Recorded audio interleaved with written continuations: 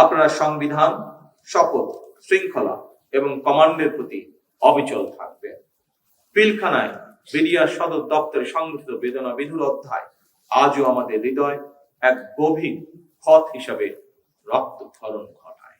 সেই ট্র্যাজেডিতে আমরা আমাদের শ্রেষ্ঠ সন্তানদেরকে হারিয়েছি, যার সুষ্ঠু তদন্ত ও ন্যায় বিচার নিশ্চিত করা বর্তমান সরকারের একটি অন্যতম অঙ্গীকার।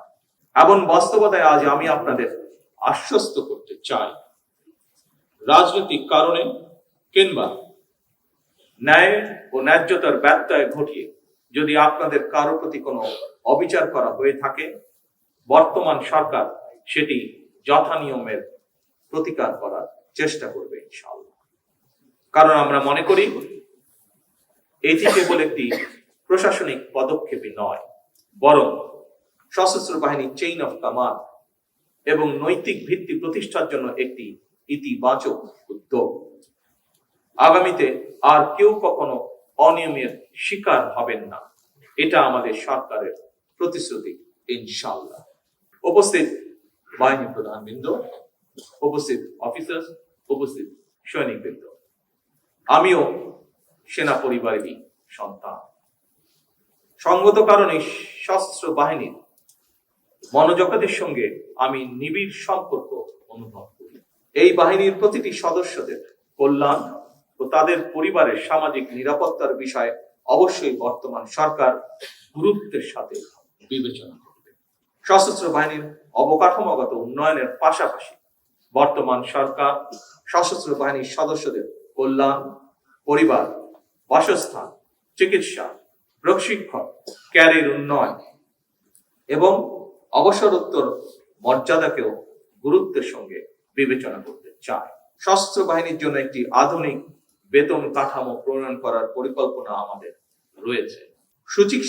চিকিৎসা নিশ্চিত করতে প্রতিটি ক্যান্টনমেন্টে সিএমএইচ এর চিকিৎসা এবং আনুষঙ্গিক সুবিধা যথাসম্ভব বাড়ানোর পরিকল্পনা আমাদের রয়েছে। 200-র বেশি সার্ভিস ও ফিচারে লেনদেনের সব বিকাশ অ্যাপে সম্ভব।